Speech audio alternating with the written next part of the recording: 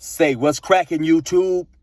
It's your boy 16 to Life, and I'm back like I'm on a parole violation. You're down! Now, for those of y'all that's new to my page, in 1994, I got arrested. I was eventually sentenced to 16 years plus life, and I end up serving 24 years straight in the California prison system. During that time, I accumulated some good stories, some good insight on things related to prison, and I'm going to share a little bit of that with y'all today. In the event you happen to like this video, then definitely be sure to hit the like button, subscribe to my channel, and also hit that notification bell. That way, anytime I drop a story, you'll be notified and you can hop on it ASAP or whenever you're ready. In the event you haven't yet got a chance to check out my page, definitely be sure to check out my page and go get you some merch. That's 16tolife.com. That's 16tolife.com. I got some t-shirts, some hoodies, some Fox t-shirts. You know, my music can be bought there, all that. With all that being said, though, let's hop right up into this story. Now, like I say, I don't know what it is, man, about prison and sex, but most people are definitely fascinated with how dudes who go to prison basically take care of their sexual needs. And over, I'm either getting a lot of comments or I continually get asked about, how people handle that urge when they're in prison. And like I say, everybody have different experiences. I got a buddy who was locked up, and he's from Oakland, and he went to prison in '89. He said it was definitely wild, and it was some horrible things happening up in there. And I'm gonna try to interview him pretty soon. Like I said earlier, he stay in Oakland, and I can do the Zoom meeting, but I prefer to do it in person. I think it's just more better. Also, for y'all that's been complaining about my audio, I just ordered some new audio equipment, so I should have that up and working later on this week, and everything will be good with the interviews and all that. But anyway, like I say, man, everybody's experience is different in prison. And so, a lot of people experience different things, I think that, I don't know if it comes from movies or where, it's placed in people's head that, sexual violence and sexual attacks or whatever, it runs rampant in prison. And like I say, that's not always the case. In my experience, I saw very little to none of that, and so this video right here is just about ways how sometimes people will handle their sexual urges in prison, And so, of course, there's always the go-to, the self-pleasure. Sometimes that's what you just have to do in prison, If you're locked up for a long time, urges come, you have to go to the self-pleasure. And a lot of people will wonder, well, how does that work with so many people being in prison and so many people being around you? Well, if you're fortunate enough to be in cell living, because it's strange that maybe for the average person who's not locked up, they think that people would want to be in cells. But the majority of people that I've done time with, they preferred cell living as opposed to being in like a dorm or like a big army barracks. Now, me, myself, when I first came to prison, when I first got locked up, actually, I didn't like being in a dorm. I didn't like being in a prison setting when I was in the county jail, I didn't like being in the cell setting. But the more time that I began to do, the more longer you were locked up and I didn't have solitude, I came to cherish that time of solitude, because with so many people yelling, talking real loud and stuff, it's extremely hard just to get your thoughts together. You may want to read a book. You may have got a letter from home or whatever, and you just want some personal time. So after a while, that solitude in the cell became something that was very much cherished by me.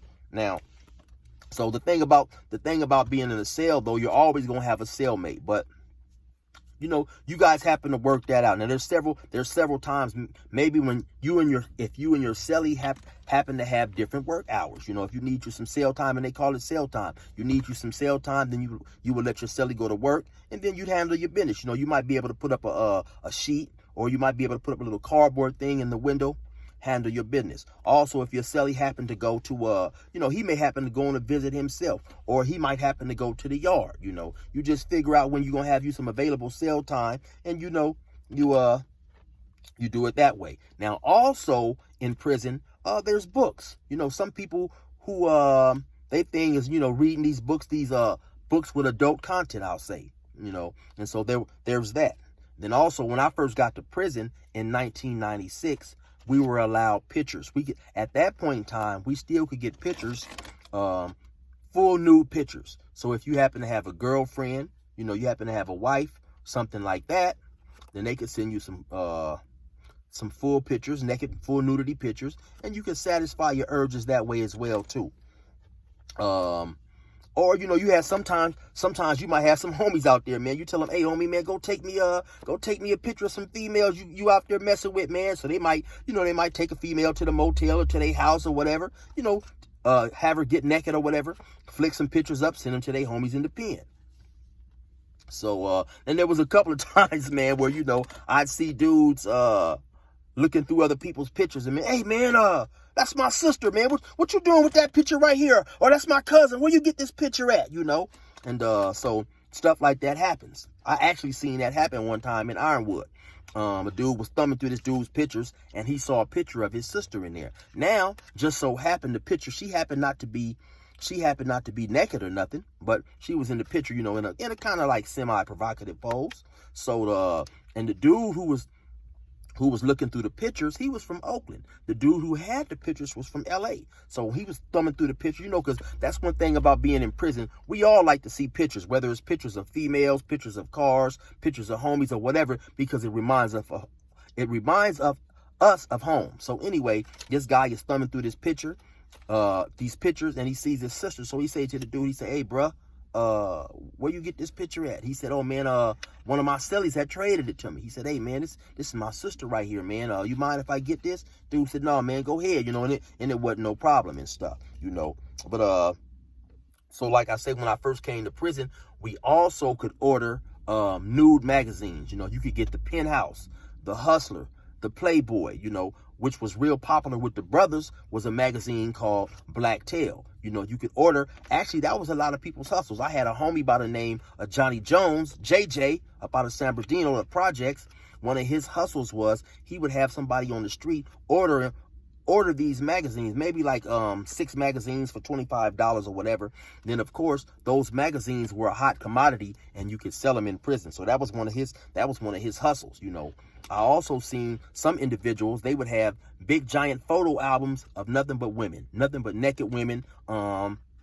And sometimes, you know, they would rent these books out to other people who wanted the books, you know, whether $5 a night, maybe $10 a night. Some of these dudes would have these pictures, you know, laminated in plastic or whatever. They'd have them numbered so people couldn't steal the pictures. But I've also seen several times where, regardless of a dude having their pictures numbered, some people would still try to steal the pictures. Of course, when a person would immediately get their photo album back, they'd count the pictures because they knew how many pictures they had in there. And like I say, regardless of that, you had dudes who still would try to steal from sometimes, and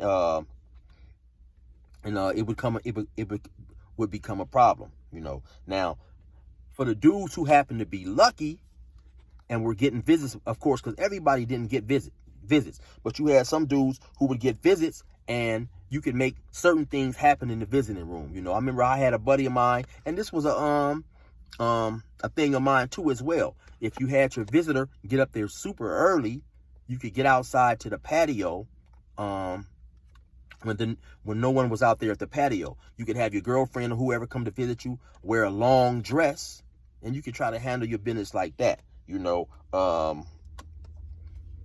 Also, if now it all depends too. Some prisons are built differently, but I've been to a few prisons, older prisons, where the bathroom is in the actual visiting room. Now, when I say the bathroom, I'm talking about the bathroom that was made and designed for the visitors, you know. So all that would take was a little heart, you know. You had to maybe possibly sneak up in there, or have your girlfriend or wife or whoever sneak up in the man's visiting room. You know, I happened to be at one prison in particular, CMC East, and they had one big old giant visiting room. Then they had another visiting room in the back where it had a lot of vending machines and stuff, and it had the visitors' bathrooms up in there. So if your girlfriend had enough heart, she could sneak up in the men's bathroom, because they have COs and guards there, but periodically they're talking, they're doing other things, they're not really paying attention and stuff. And at the most, they just gonna take you to the hole, more than likely. You know, they might, It all depends. They might charge you with an escape. You know, they're going to take you to the hole, get your girlfriend, escort her out, more than likely cancel her visits for about 6 months. So it just, like I say, it just all depends on how much it was worth to you. They also had, like I say, several blind spots on the patio and also in the actual visiting room itself. I've seen that many times too. You know, guys in there, you know, they handling their business, you know, regardless of who's around or whatever. Now, I've also been at prisons where dudes was going out there, you know, to the visiting room, and they'd go on the patio. You know, you could go to an outside patio and sit down and would have chairs and stuff like that. And then you might be able to have your girlfriend or your visitor stimulate you as well. You know, and all these are just alternatives to, like I say, cheek busting or having man-on-man sex, I guess I should say. You know, I'm trying to not term anything where my video can't get monetized. But I remember particularly in Ironwood, I forget the exact time, but we would have a certain time where we would tell the everybody in the visiting room basically knew, hey, listen, man, after a certain time, maybe 2 o'clock or whatever it was, no kids out here on the patio. You know, that way it was a little bit of adult time going on. You know, periodically you might have guards check out there and see, but for the most part, you know, it went down on the visit. It went down out there on the visiting room, you know, because when you get a visit, actually in California, when your visitor first comes, the only thing they allow one kiss and one hug when she comes, and then you're allowed to hold hands throughout the visit. And then when she leaves, you're allowed another kiss or another hug. And sometimes it all depended on what CO happened to be working the visiting room at that time, how long that kiss could be, and how long, you know, how intimate and stuff the kiss and the hug could be. And of course, there were some COs who were basically, they allowed more to go on, or they wasn't as observant as other COs. So sometimes your dude might, you know, come back from the visiting room and said, oh yeah, man, such and such CO was out there today. It was going down. He didn't care. He wasn't looking. He wasn't paying attention. And then, you know, you have certain COs that's, you know, they making sure that everything goes by the book. You don't kiss your girl too long. You don't, only thing you're doing is hugging her hand. Sometimes they wouldn't even want you to be rubbing on her arm or nothing like that. They'd come give you a warning. You know, they catch you doing something that they would deem inappropriate again, and they would actually cancel your visits, you know. And so it just all depends on what CO was out there working at the time, man. And then, you know, like I said, all this was initially when I first came to the pen. I got to prison in 1996, and unfortunately, at that time, they had just started taking away all the conjugal visits for lifers. So if you happen to have life, then you was no longer eligible for a family visit. So so later on,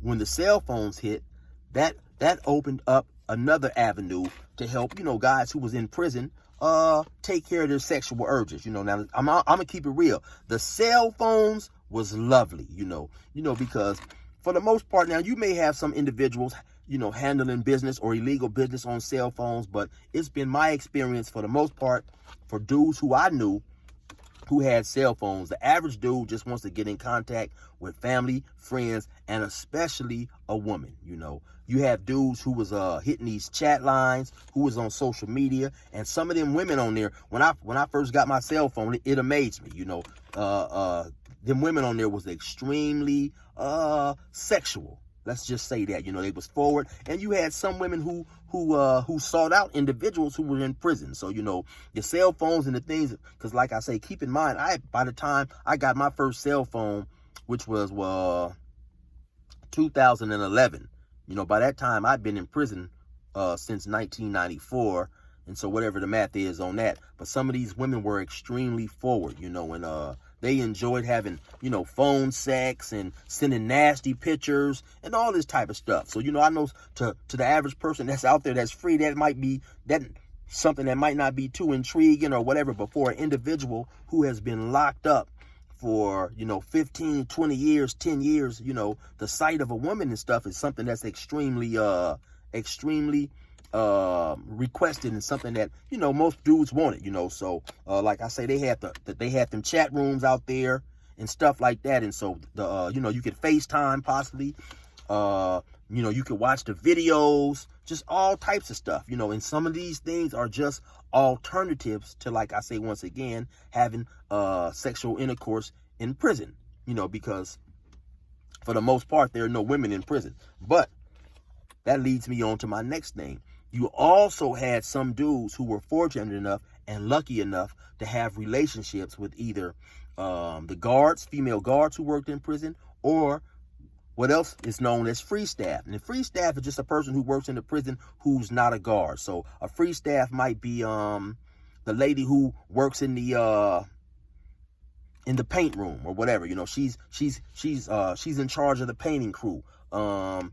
She's running a class, or she might be running a certain type of vocational school. And I have never not seen individuals have relationships with women who work in prison. You know, I know a lot of people who think, well, dang, well, why would a person who works in prison risk their job, you know, having relationships with an inmate? And it happens all the time. You know, it reminds me of, you guys remember the lady who probably about 2015, somewhere around there, she helped 2 convicted killers escape from prison. This lady, and she was a free staff. She worked up in that prison somewhere in New York, somewhere in some type of capacity. And oddly enough, her husband worked there at the prison too. And sometimes, you know, of course, these guys who locked up, these convicts or whatever, they're paying these females a whole lot of attention sometimes that they may not be getting that type of attention out there on the street, you know. And then also a lot of people fail to realize that over a period of time, human nature is just going to take its course. You know, you may have you know, men working around a woman. Of course, you know, these women have these negative ideas and stuff, and stereotypical ideas about convicts and prisoners. But after a while, once you get to sitting and working around, you know, certain dudes, sometimes the women may like, well, wow, this guy is really an average guy. He's nothing like what I thought he was gonna be, or what I thought that convicts were in general. And sometimes, you know, that just happened with guys who was fortunate enough to get the right job, you know. Because I'm gonna be honest, that was always my goal, to be able to be in a relationship with either a female guard who worked in prison or even a free staff. But unfortunately for me, I wasn't placed in the right job. You know, sometimes you get them jobs where you and the female staff, the guard or whatever, you guys have a lot of alone time, a lot of downtime. And like I say, of course, that's just natural. You know, you guys are going to start having just regular conversations. I never forget, I had a buddy, man, by the name of Easy. And maybe I shouldn't have said his name, but it's too late now. You know, so we happened to be on Sea Yard in Ironwood. And he called me one day. He said, hey, Chill, man, what you think about this, man? This particular guard had went on a vacation, and she had brought back some pictures from her vacation. So she had went to Hawaii. So she said, hell, you know, hey, here, you know, take a look at my pictures. I had fun out there, whatever she told him. So now as he's going through the pictures, there was about 5 or 6 pictures of her naked out there laid on the beach. And so he asked me, he said, hey, man, what you think about that, man? You think that was an accident? I said, hell no, Easy. There ain't no way that was an accident. She intentionally slid those pictures in there with you, because now he worked alongside this lady. And he had, you know, I said, so homie, obviously she wanted you to see her naked like that, homie. She's trying to let you know that she's there for the taking or whatever. But he was a little reluctant, and he never took the bait. I end up hearing later on that she did end up getting walked off, messing with another inmate or whatever. So, you know, I like I say, in several different cases, I've heard of a lot of dudes being fortunate enough to have relationships with women who work in the prison. And then also, you know, last but not least, the inmates who are fortunate enough, like I mentioned earlier, who weren't lifers and who could get a conjugal visit. Now, like I say, since I never was able to get one, I'm not sure of the exact particulars, but I think that if you were eligible for a conjugal visit, you could get one every 3 months. And then sometimes you could also get on what was called a standby list. So if somebody had a conjugal visit and then they canceled, If you could get your people up there maybe within 24 hours or something like that, then you could slide in that slot. And it just all depends on what prison you was at and how many people was going on conjugal visits. It all depended on how often that you got them, because sometimes I heard people was actually getting them more than every 90 days. And so a conjugal visit, basically, they had these trailers or these like apartments built on the prison ground, and your whole family could come up there and stay for about 2 days. And it necessarily didn't have to be your wife. It could be your mom, your dad, they could bring your children or whatever. And so, for those convicts who was fortunate enough to get those, I know it was extremely lovely. It was extremely lovely to be out there, to go outside, to get away from the prison yard, from that atmosphere, just go chill with your family. The family was also allowed to bring food, from home. And so that was another good thing. Then I think later on, at some point, they changed it and you had to order food from a vendor. But still in all, it was still an extremely great change of pace, just being locked up in prison. Now, right before I left prison, they had started reinstating family visiting for people who had life. And the reason being is because, of course, when a person is able to communicate, spend time with their family, engage with their children, whatever, it gives people the incentive to stay out of trouble, to look forward to this. And of course, if you're getting ready to go out there, if you got a family visit coming, you're going to think once, twice, 3 times about getting in some trouble in the event of some trouble presents itself on the yard. Now, I also knew, and I forgot to mention, I also had a buddy, man, who was able to go and actually have a baby out in the visiting room with his girlfriend. On some of those higher level prisons, like the level 4, especially back in the days, convicts still controlled those prisons. You had a lot of dudes who was known as porters in the visiting room. And, they had access to the broom closet and stuff like that. So once again, if your girlfriend or your visitor was willing, you could slide in the broom closet. You probably have to pay these dudes maybe $100, for 15 minutes. A partner of mine, he told me, man, I asked him, well, damn, how much time did you have up in there? He said, man, I was up in there for about 30 minutes. He said, chill. I went up in there and even took my shoes off, man. And so, this was the dude who I was talking about, who ended up getting his girlfriend pregnant out there in the visiting room. So, it's a lot of things that go on in prison sometimes that will make it possible for dudes to have alternatives to cheek busting. And then also, like I say, for the dudes who may not be fortunate enough to get visits, buy cell phones, because cell phones is expensive. The first cell phone that I bought up in there was a flip phone, a Verizon flip phone, and I ended up paying $600 for it. Maybe a few weeks later, I happened to be looking through the Radio Shack. Somebody had got the newspaper, and it was one of them papers in there from Radio Shack. The cell phone that I bought cost $15 on the street. But like I say, if you want to be in communication with your people out there, you want to have chance at talking to females, maybe getting you a girlfriend, that's what you had to pay. And now, depending on what prison that you at, cell phones is sometimes, $7,000-8,000, so it's just expensive, and then sometimes if you're at a prison where you might be at a prison with a lower level security, where guys are going outside, because sometimes you have dudes who actually leave the prison. They may go outside, clean parks up and stuff like that, where they can have their family members or other people drop off, tobacco and phones and stuff like that. Then, of course, the phones are much cheaper. If the availability is more, then, it just all depends on supply and demand. Basically, if there's a lot of phones on the yard, of course, then the phones are going to be cheaper. But like I say, then there's also the last alternative to cheek busting, and that's just basically not being gay. At the end of the day, everybody thinks that there's a lot of just sex going on in prison. There's no more sex going on in prison, male on male sex, than it is going on out here on the streets.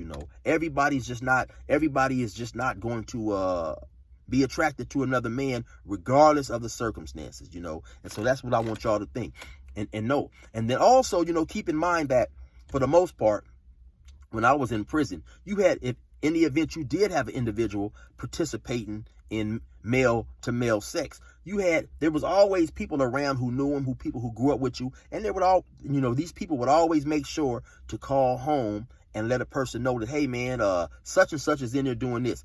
Reason being, man, we have mothers, we have sisters, we have aunts, we have cousins, we have friends on the street, female friends and stuff. And so we don't want a person in there doing that type of stuff and then running back to the community and potentially spreading diseases around or whatever, and without letting people know, because I've definitely seen individuals in prison, go bonkers over their male lover. I've seen guys get tattoos of their male lover on them. I've seen guys who were getting ready to get transferred, intentionally get in trouble to stay with their lover. So, it definitely happens. It definitely happens. So, but anyway, I just wanted to hit y'all with some alternatives to cheek busting and let y'all know, don't believe the rumors that you hear. Of course, the stuff happens, but it's not always as wild and rampant as a lot of people may make it out to be. And then, like I say also too, in California, due to you have so many people who's affiliated and people who are in gangs, the average gang is not gonna let somebody from their gang be victimized like that. But anyway, you already know what it is. It's your boy 16 to Life. Resume normal program.